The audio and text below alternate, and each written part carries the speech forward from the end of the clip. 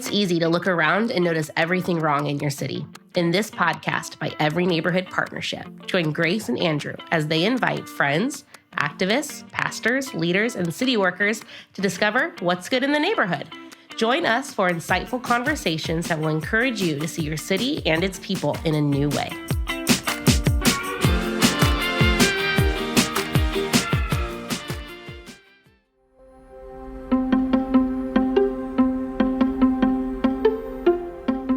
Hey, welcome back to What's Good in the Neighborhood. Today we are continuing our series in Fresno as it is in heaven with our good friend Joe White.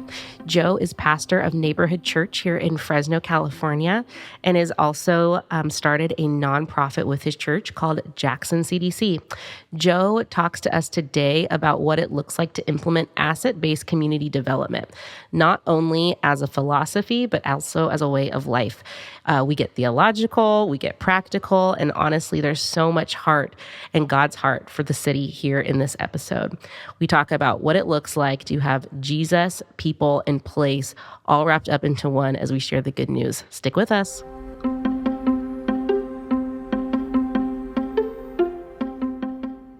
Welcome to What's Good in the Neighborhood. Yes. My name is Andrew File, and our guest is jumping in there. Grace, how you doing? Hi, Andrew. How are you? I'm doing good. And we are excited. That voice you heard is the lovely and the wonderful Mr. Joe White. For all the folks on the podcast who are listening, I'm very thankful to both of you for providing whiskey today. This is amazing. Wow. It's my best. And all the people on the video will know that that's not true. I'm very disappointed. And Joe and I are twinning, so. Okay, yeah, you All of are. our cups are colored. So. That's true. There is some matchy-matchy. Yeah. Well, welcome. We're excited. This is episode 3, and we're really, as we're laying the foundation for this series, it's really thinking about the undergirding kind of frameworks and ideas that have shaped us as an organization and our ways that we look at our city. This morning and for this podcast, we're going to be diving into a thing called asset-based community development. And as I think about a practitioner is somebody that is doing the work of asset-based community development in our community. Oh man, there's nobody I think that has it in his blood and is actually doing it than Joe White and Neighborhood Church, Jackson CDC. So we're super excited to have you here on this podcast. Man, it feels like such a gift. And to be able to talk about something that I feel comes from God's heart, I like, to me, that's the best. In some ways, it's like, we're going to talk about community development and how to reach your neighbors. But at a certain point, we have to say, does God really care about this? You know, does he love this? And am I willing to talk about the stuff that he loves? Like, to me, that's so rewarding and fun. So thank you for inviting us. Yeah, me. Yeah. Yes. Joe, tell us a little bit about your story, how you ended up in the historical Jackson neighborhood of Fresno, and give us a visual picture of what that means and what that looks like for you and your family.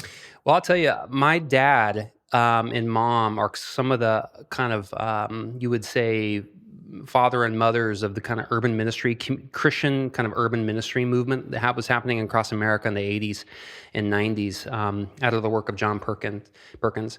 And so I grew up in a family that just watched my parents love their neighbors.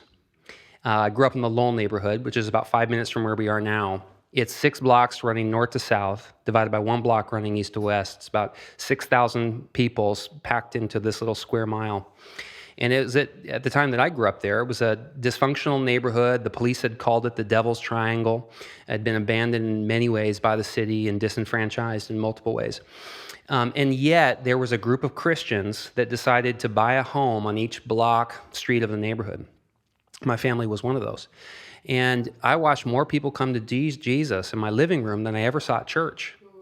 And as a kid, watching little kids learn to read and watching college students invest in a local school and watching the people of God come together each month for prayer and to kind of debrief the trauma of living in a difficult place and working alongside neighbors to find solutions, for me, it was deeply impactful in my own sense of identity.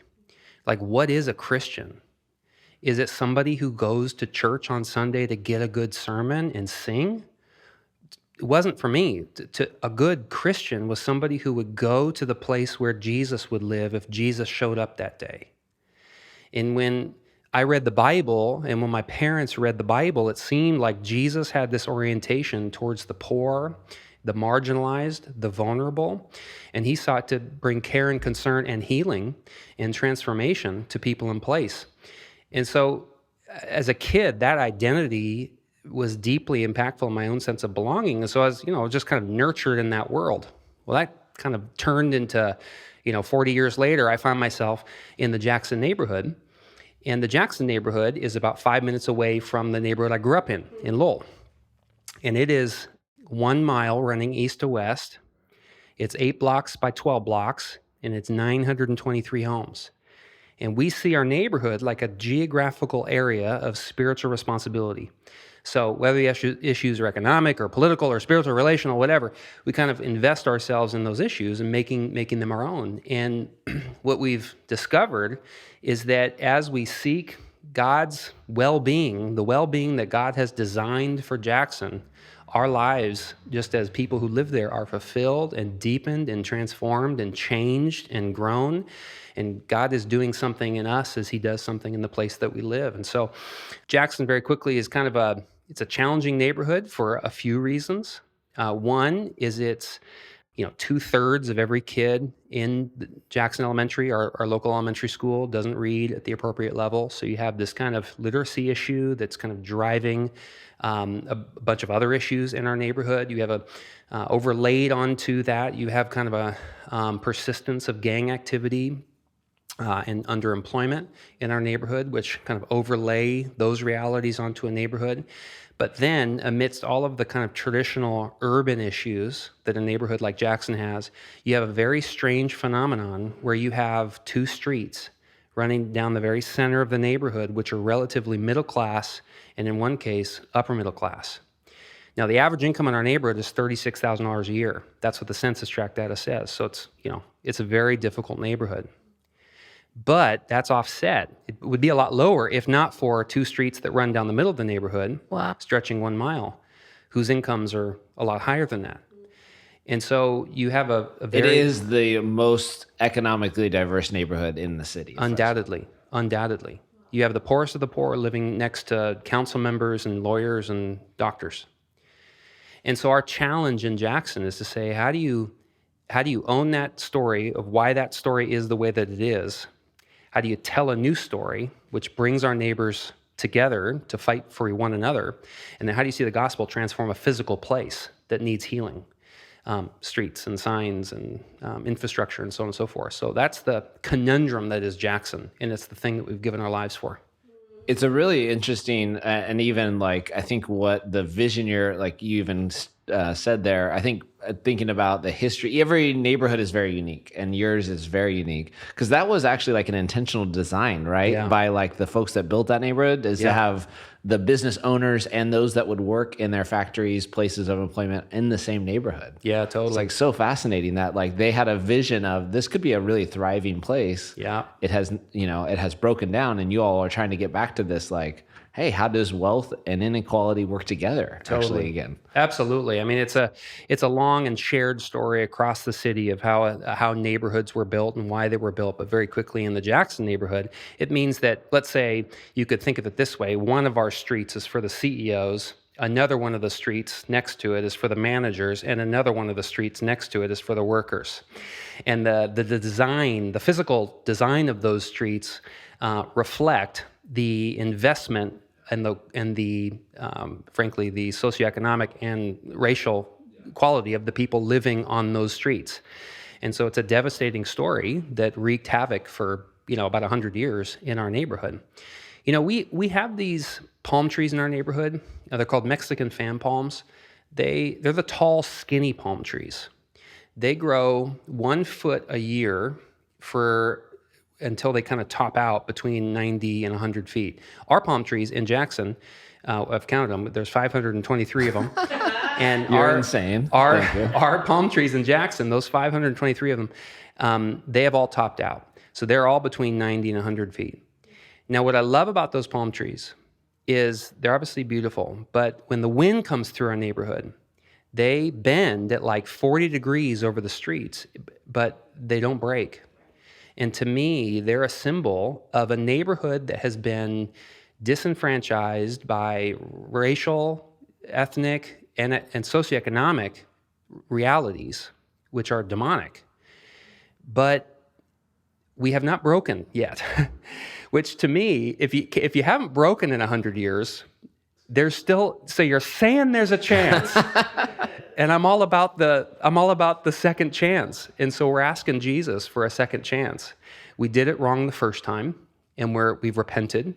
As the people of God in Jackson, we've repented, and we've said we're owning this.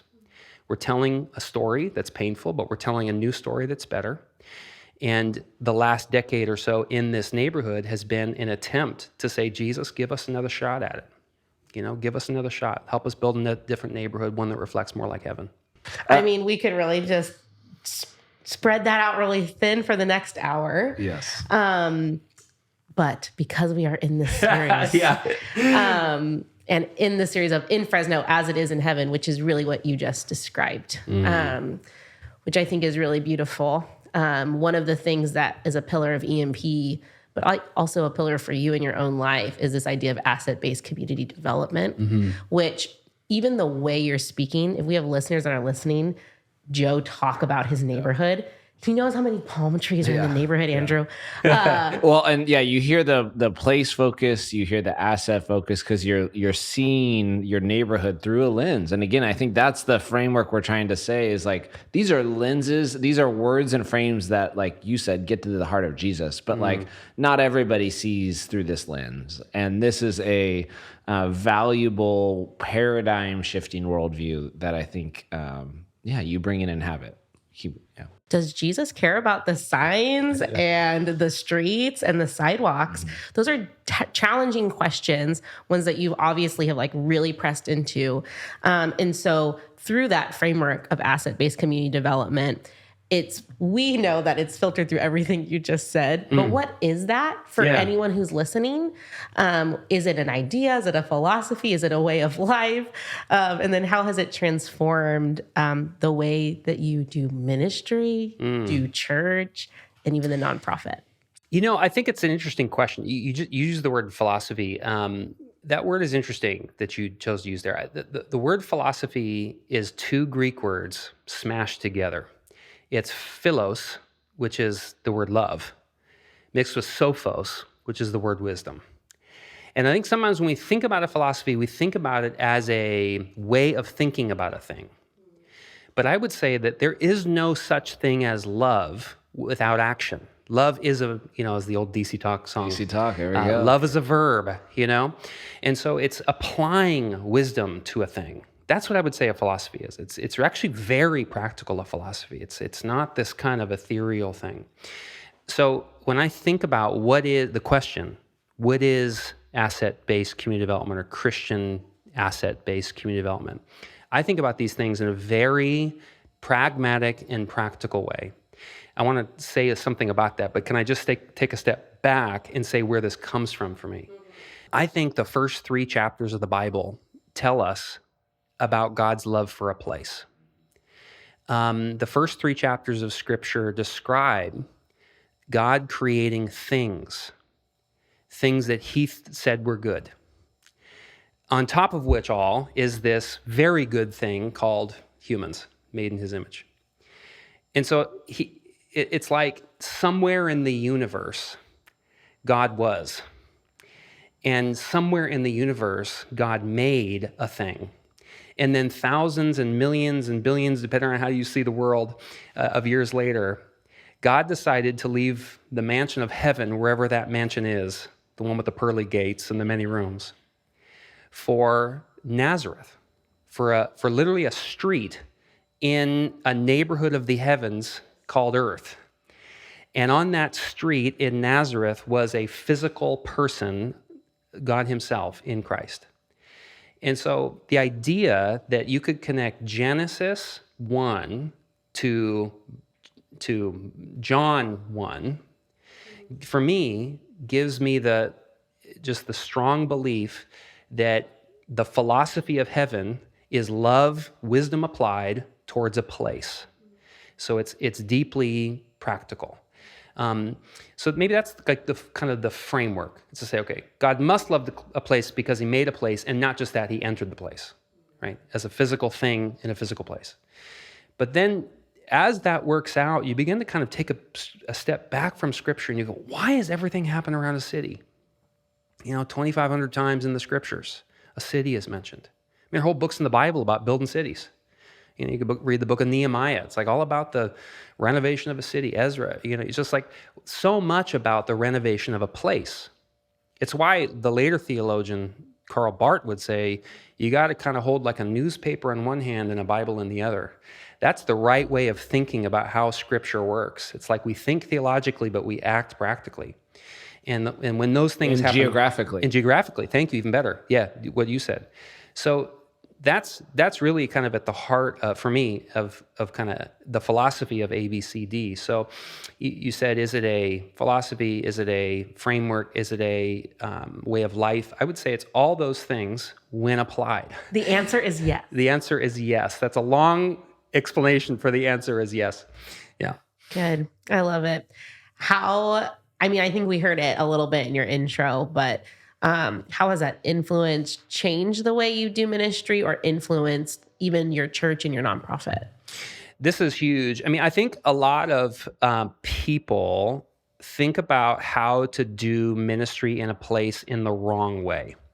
And maybe I could just kind of bring the listener to, there's an author called Robert Linthicum. He wrote a very powerful book in the early 1990s that kind of described how to be a church or the people of Christ in an actual physical place. So, you're living in a neighborhood, you want to love your neighbor. Jesus said as much. What do you do? And he identified at that time, there were kind of three approaches to doing that very thing. The first thing he saw people doing was that he coined the phrase, a church in the community. And so we've all seen this, right? We've seen that church built without a parking lot in the middle of some neighborhood somewhere. And it's like, obviously it is a church in the community, and it may or may not have any relationship with the community that it's in. I think this is a common story across Fresno in this moment. What the neighbors notice is that there's cars there on Sunday, and then they notice there's a lot more parking opportunities when the church is not there. The second thing he observed was that churches could operate to the community. In other words, the church was the center of kind of a community resource. It's like the people of God are here to serve in this community. So they're doing food distributions, and they're handing out necessary items and needs and things. This is kind of the charity or social service model. The third thing that he saw churches doing was the phrase, a church with its community. Now, this is interesting. This is a church that joins with neighbors to do stuff and solve stuff together. In other words, the church doesn't become the professional in the equation. They become the partner in the equation. And so in some ways, at like the heart of the practical application of community development in the context of a place, it's to say, it is not me being here. That's a church in the community. It is not me even serving you. That's a church to the community. It is actually a church with its community. We are in this together, and we got to figure something out together. The only way this ship sails is a partnership. That's the only way this ship sails is a partnership. And when the church begins that's good. When the church sees itself as a partner with the community, you have just started the work of asset-based community development. So for you, as you then began to dream, knowing a little bit of your story from Fresno, go up to Canada, and then start to feel this tug to come back, as that process is happening, how do you then launch your church in a way that embodies that, right? Because it's easy then to just be like, great, we're going to rent this building. We're going to get started next week. Here's the calendar launch date. Here's the flyer cards. Is that what y'all did? Like, how did you try to model a with approach? So the with approach, I would use three verbs. The first verb is presencing. It's to say your first job as a resident in a neighborhood somewhere is to be a presence in that neighborhood. Most people are living in an anonymous way. They might know, or wave to the person across the street, but they are not a presence in the neighborhood. And when your mental shift changes and you go, actually, I am the presence of Christ here. I'm an ambassador of something amazing. I'm a good news monger. I bring hope wherever I go. I sling it, right? When you begin to get in that mental mindset and take Jesus seriously and literally when he says to love your neighbors, when you really get to that point, you have started to do presencing. And presencing it can be multiple things. It's front yard parties, it's hanging out with neighbors, it's serving cookies to the neighbor next door. In our way of thinking in Jackson, very specifically, we talk about my 8. These are the 8 neighbors that live around you. Your job is to live on behalf of those 8 neighbors and pour yourself into their needs and practical needs. Make yourself known to them. So presencing. The second verb is rooting. Rooting is all about establishing practices in you which connect you to the neighborhood that you're in. So let me give you an example. Every Monday morning, in our life, my wife and I's life, we prayer walk through our neighborhood. We do it at the same time, at the same day, every single week of our lives that we're in the neighborhood. And this is a rooting practice. It means that we often will run into the same people. It means that the same people will say hi. It means that over time, you establish both a rhythm that is noticeable, but that also connects you to the place that you're in. Sure. I have another neighbor who loves Jesus. And what she does is that every night at about 6 p.m., she puts on her porch 2 wine glasses. And she sits on her porch and she pours 1 wine glass for herself. And she just sits there for about an hour, and her neighbors know that there is a second wine glass for them if they want. And sometimes no one comes, and sometimes they're there to drink a glass of wine with her. So these are rooting practices, but it's a way of localizing yourself and kind of removing all the kind of ancillary things in your life to say, I'm going to be about this moment in this way, in a regular, routine way on behalf of my neighbors. That's rooting. The third verb is leading.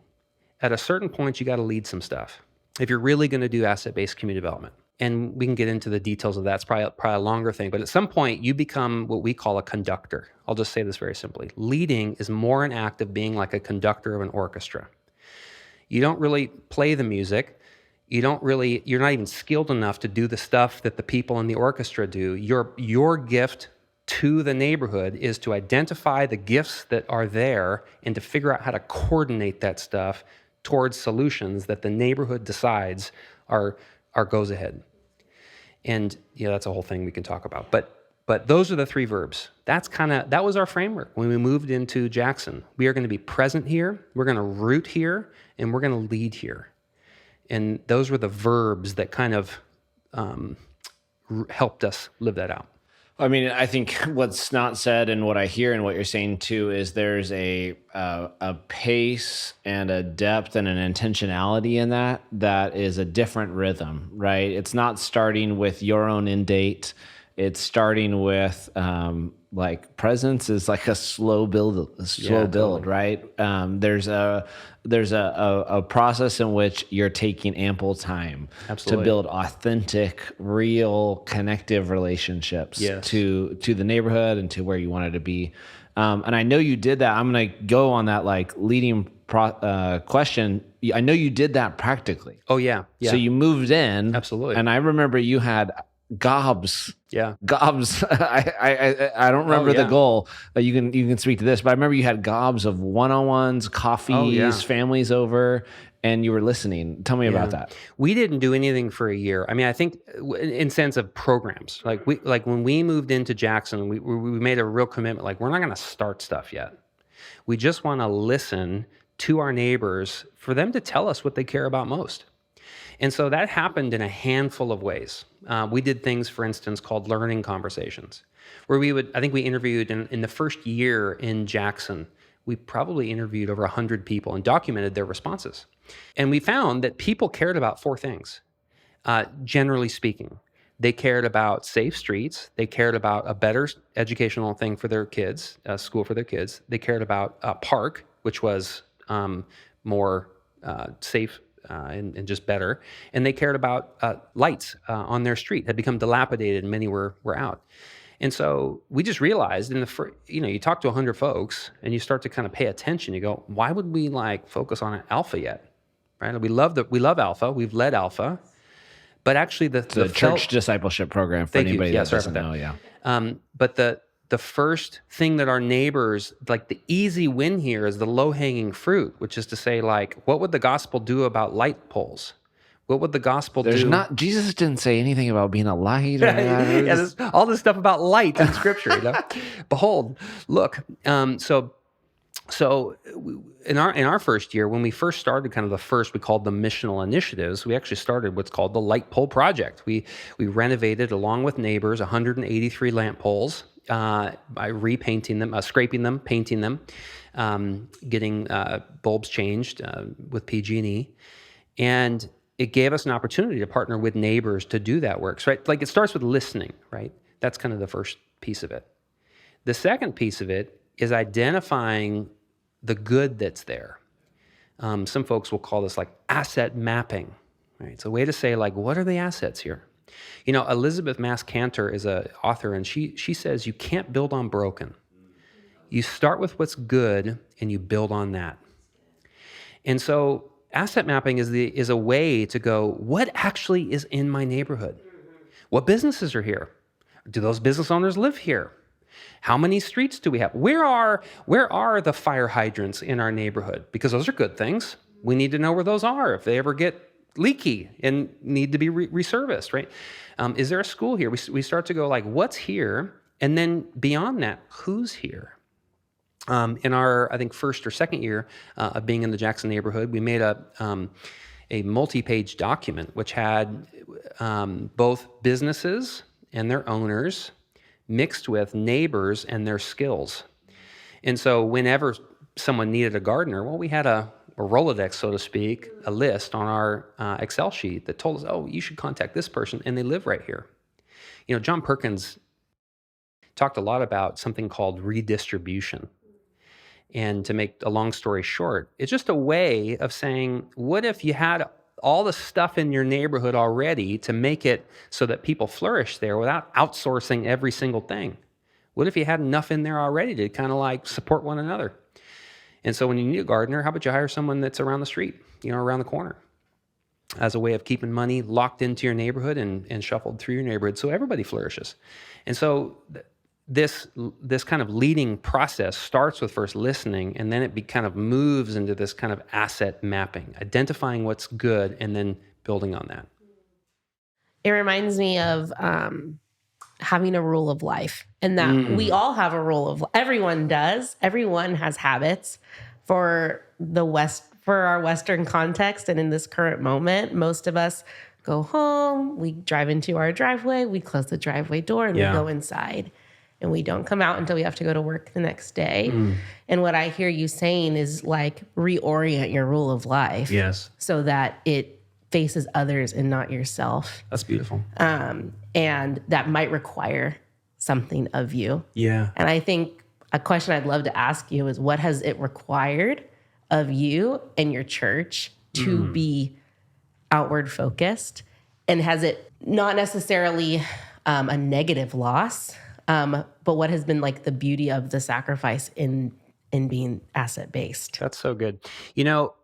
Something you said there just sparked something that I think is so valuable. Your input there. Use the word rule.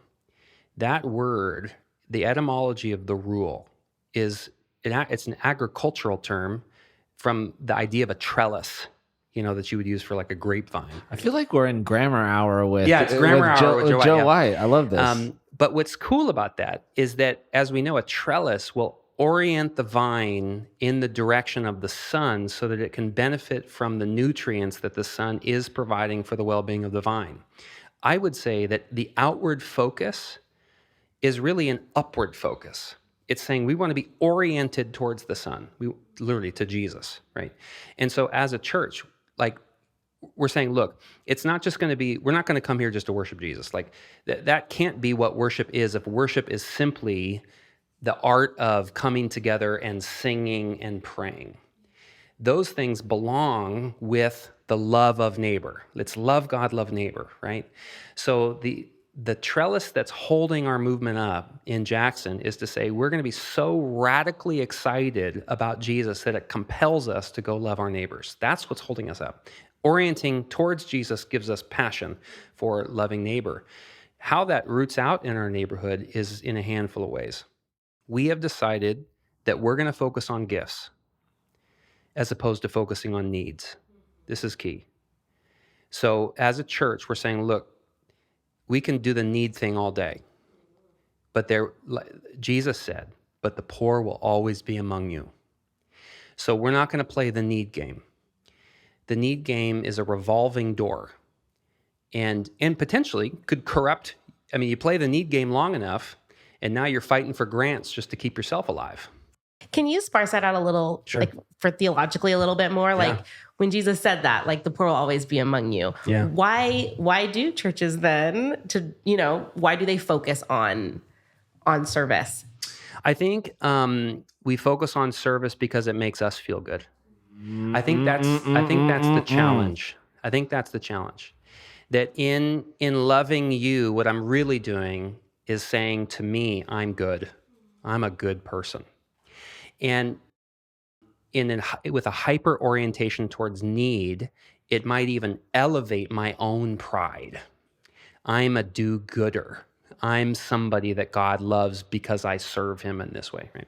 I think that's kind of a dangerous game. So I think what Jesus was doing in that moment was he was orienting his disciples to him. He's saying, I want you to be obsessed with, I'm here among you right now. Like, look at me. This is about me. So I would say like step one is to say, we used to be like radically excited about Jesus. Like it's really about him. And this is not about what we do for others, right? So what we say actually is we're going to focus on people's gifts. God has placed inside of our neighbors these amazing gifts and abilities and talents, some of which are spiritual gifts, which come from the Holy Spirit. And we just want to know that stuff and build on that stuff. The second thing that we've done... Which is very that's what Paul's doing throughout his epistles. He's writing to the churches saying, hey, wake up. You got amazing gifts in your body. You need to learn them. And without knowing them, you're not going to know how to serve the city, how to serve the people around you. So yeah, it's very, you go from Genesis to the church trying to figure out how to function in its new day. Yes. They had to ask these same questions. Like we're still asking the same question. So gifts over needs. Then for us, it's opportunities over problems. We don't want to focus on problems. I think one of the reasons why our neighborhood is perpetually dysfunctional is because we believe something untrue about ourselves. And it's like when you get in a thought pattern about, we see it in people's lives, right? It's like you believe you're a horrible person, how are you going to act? Which, folks that aren't from Fresno, that's the same narrative our city has, totally. Right? It applies to cities, that's states. Right. My dad calls it a spirit of self-loathing. That's my dad's phrase. And that's true. When people adopt a spirit of self-loathing, it'll change how they behave. They'll act it out. And so it's the silly jokes about Fresno that are so silly, like, oh, they're so funny, but are they funny? Because now we're living into the narrative. Right. So we're saying, look, we're going to, instead of focusing on our problems as a neighborhood, and, we're not saying that there aren't problems. We definitely know there are problems, but we're going to say, we're going to look for the opportunities. Like we're going to spend our effort looking for the opportunities that God is providing for the well-being of this place. The third is we're going to focus on investment over charity. So we're not going to consider ourselves a charitable service. We are not the church you come to get something from us, but we will invest in you, thousands of dollars in you. We will, if that means we can make an investment into some part of your life that could produce an outcome which would be amazing for the kingdom, we will invest in that. And I've seen you all do that through workforce. You've done building projects. You've done financial literacy classes. Never a handout, always an investment. Always an investment, yes. The next is that we focus on discipleship over giving help. So giving help, it's like you do something once and it's like, we helped. But discipleship, biblically is like this long, it's like a very long process. I mean, it's life on life. It's kind of painstaking. There's a reason we like the one-time service 100%. project. Yeah. I mean, I'd much rather just like do altar calls every Sunday in Jackson. That would be so much easier. But we've said, no, we actually need to walk with people. So it's highly relational. We won't scale at the level that some other institutions will for that reason, because we have to be so focused on the individual if we're really going to make disciples. What's so interesting about that is that current Protestantism has really embraced discipleship in the past 10, 20 years. So it's kind of like use that same methodology of the long run with a person and think about that in your neighborhood. That's it. Yeah. That's it. The next piece is we focus on community over individuals. So we're saying, like, look, you're as an individual in this neighborhood, you are one part of something much bigger than yourself. And our neighbors don't feel that way. Many of our neighbors feel like they are isolated and alone. The government is against them. The police department doesn't care about them. The school is junk and they don't care about their kids. They feel like they're this individual thing. And what we're trying to do in telling another story in Jackson is say, no, you're part of a community which is working together for the renewal of a place. And so very community oriented. The next is that we focused on the filling of the Spirit over service. So I can get people the other day we did an alley cleanup. We had hundreds of people cleaning alleys together. That's great. But we can do that out of our own will, and we can do that out of our own sense of responsibility and duty. And you're going to have a clean alley. But guess what? Next week, when the homeless encampment moves in, or the dysfunctional neighbor dumps their stuff, it's like it's back, right? So what really was that for? But when it's like, no, this is an opportunity, when you frame things for, we're going to participate with the Spirit of God, it changes the way people participate in a thing. And so we're saying, like, look, God, by His Spirit, wants to use you here, and you have something, there's one Spirit, and this one Spirit that we all share has given you a part of this puzzle to explore and use in this place. It changes the way you do service. This is not for service sake. This is for participating with the Spirit. There's two more, if you don't mind. we as a church, we focus on Christ likeness over programs. So we don't have tons of programs. We have some, but it's really about helping people look more like Jesus. Like, how do you get to the point where your life actually is like, we actually like look like Jesus? Like when I read the Bible, it's like the way He talks, the way He relates to people, like your life actually looks like that. His priorities become your priorities. And we have found that when we've run programs, it doesn't accomplish that.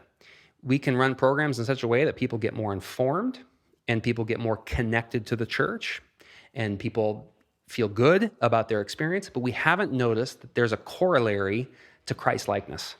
And that's such a deeply concerning thing for me. It's like, we can't do that anymore. We can't expect programs to be the solution. We have to focus on Christ-likeness. And that means for the person who comes into our church for the first time, we had somebody accept Christ, I think last week, a neighbor, and it was like, great, let's start talking about Christ-likeness. It's not like, hey, come and do, 4 weeks in Christian 101. It's like, we're going to talk about real, like, this is what it means to live like a Christian now, And then lastly, as a church, we focus on family over clients. So I think a lot of churches, one of the dangers in a lot of organizations is your constituency become your clients.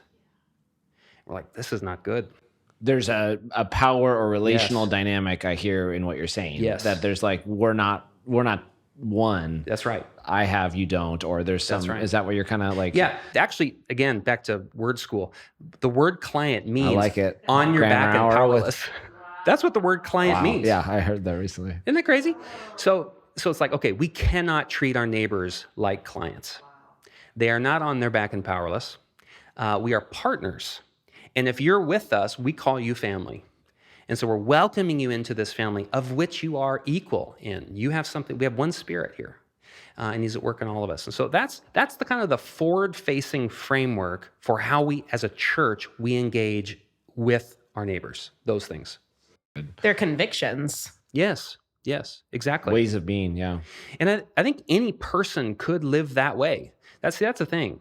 This is like a church, but what is a church? A church is people, right? So like we say church as if it's this 501c3 institution that the IRS signs off on. That's not what church is.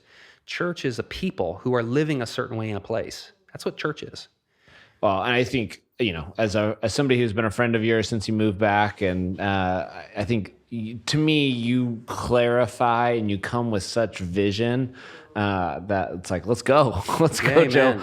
I know you've had some wins over the last handful of years. I've gotten to go to, this event with the cameras and the news station and stuff. What for you is a win or two that you would just go, hey, this was a really proud moment in the life of what we've been doing. This is where I felt like we are either living into asset-based community development, or it could just be like you feel like we're living into our purpose.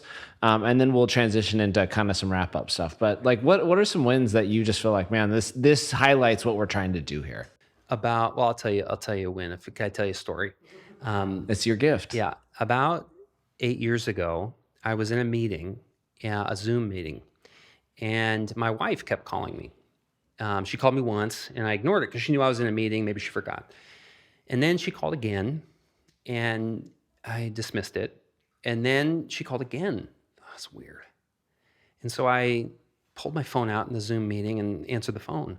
And she was on the other line. She was hysterical. She was weeping. And all she said was, come find me, come find me. I'm around the corner. Noah's been hit. Noah's my son.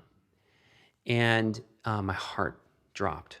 I ran out of this meeting and I got into my car and I rode down the street, and all of a sudden I saw these flashing lights in the middle of an intersection.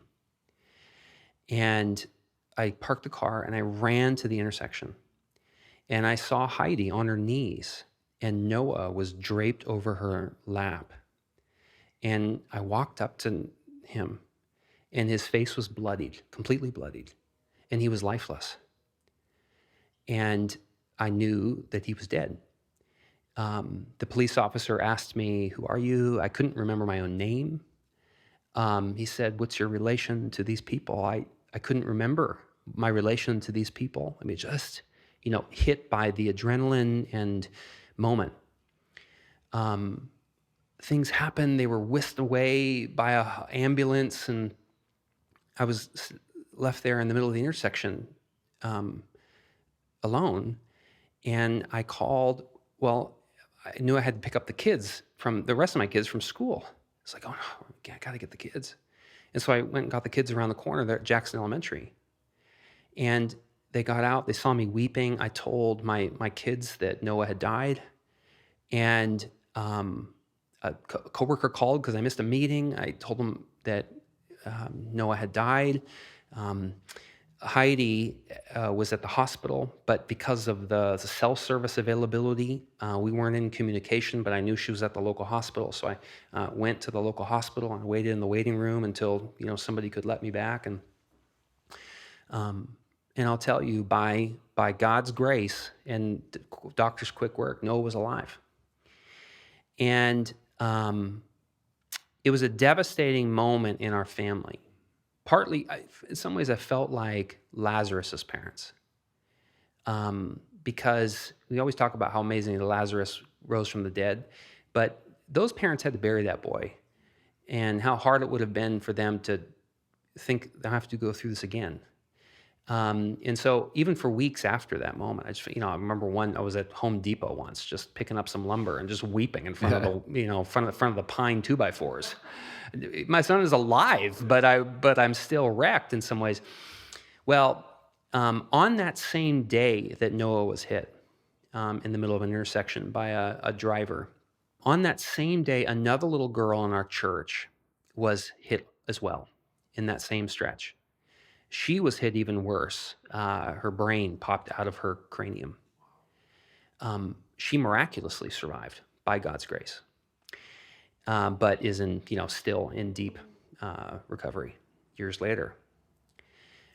That Sunday at church, we had a bunch of little neighborhood kids together in a circle talking about, what these two little kids had gone through. And interestingly, a handful of those kids said, I've been hit by a car as well. And the Sunday school teacher was like, that's weird. That's a lot of kids. I wonder how many people in Jackson have had a close encounter with a car at that intersection. And so we did a survey in the neighborhood, 3,300 people. We got a 33% response rate. And 1 out of every 4 people who responded said that they had a close encounter with a car. It's like, that's a lot of people. Well, at that time, the Center for Community Transformation was just beginning, and there was a particular class at Fresno Pacific who was learning community development stuff. And they kind of heard about this and said, we'd like to partner doing some research. And so they started to do some kind of some research and analysis on Tulare, looking at driver behavior, looking at speed, so on and so forth. And after having done some of that analysis, realized that this was actually quite a dangerous intersection for a variety of reasons related to speed and safety infrastructure. People are trying to cut through your neighborhood. Sure. You have a big neighborhood. People swinging, totally, just blasting through stuff. I mean, it's a blind one particular intersection is very blind. There's just there are issues, and so we started a process with the city of Fresno to say, look, this is an issue in our neighborhood that our neighbors have identified. You actually don't have the correct data, because often these things go unreported. We have the data. Because they only get when something is reported to the police, Correct. right? We've learned this from our other work. They only, unless it gets, a cop is there writing it down, they have no other information about it. That's right. So this inaugurated a process which lasted about 6-7 years. The other day... 6-7 years. I'll say that again. Yeah. Oh, yeah. This is a long process that works with city planning. It works with public works. It works with council members. It works with budgets, all sorts of stuff, right? It's a lot of moving parts. But Jesus, after all of coordinating all of those parts over about 6 years, the other day, our family was with Jerry Dyer on the exact spot, the mayor of Fresno, that Noah was hit, and said in front of the cameras that money had been allocated and work was starting for a new infrastructure along Tulare, which will include new sidewalks. I mean, this particular stretch doesn't have sidewalks. You can imagine that. New sidewalks, new safety infrastructure, a road diet, so it'll slow down traffic. And Noah got to stand alongside his mayor, who's alive, and in front of the cameras say, God is good, God did it, and our neighbors will forever benefit from a new street as a result of the people of God working with Jesus for the renovation of a place. Alongside your neighbors. Sure. Yeah, completely neighbor-led process. Yeah, nobody else helped us. We didn't have another org, kind of doing the work. It was all neighbors advocating, being at City Hall and talking to, so that I would say that is the most recent thing that we find ourselves just thankful to God for. And that's what it means in Jackson as it is in heaven. Heaven undoubtedly must have safe streets, right? Undoubtedly. So it's so good because the gospel is good news forever. And that's good news for now. And it's good news because that's heaven on earth, like what you're talking about, for people who don't know Jesus. Wow. So true. Your son just got to proclaim good news to everyone who doesn't know Jesus, right? Like, I think it's very easy to have this is what it looks like to present the gospel in 3 easy steps, right? And Jesus is much more creative than that. And he's asking us to expand our own imaginations and inviting us into a larger imagination of like, what else could this look like? Yes. Like, it doesn't have to just be evangelism in the way that you think. It could also be in these ways too, that also benefit the people around you who don't know me. Like, yes, living water and a cup of water. Amen. So good. There's beauty in the pain.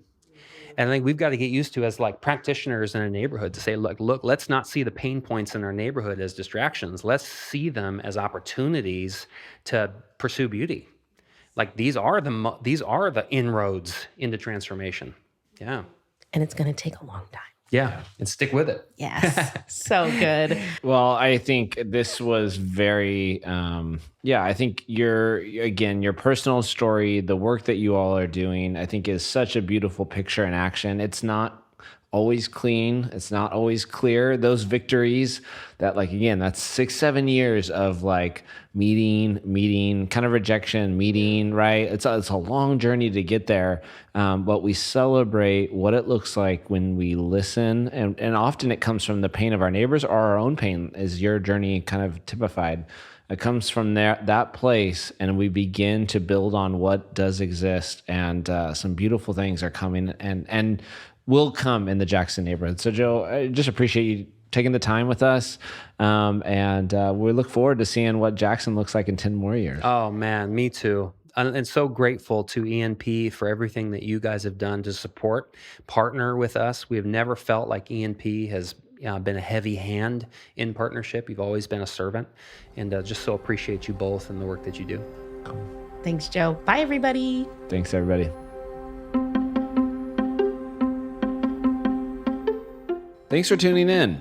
If you want to find out more about EMP, you can visit us at everyneighborhood.org or follow us at EMP Fresno. Every Neighborhood Partnership and this podcast exists to activate, equip, mobilize, and transform here in Fresno and beyond. If you liked what you've heard, please share and review what's good in the neighborhood wherever you listen. We'll see you next time.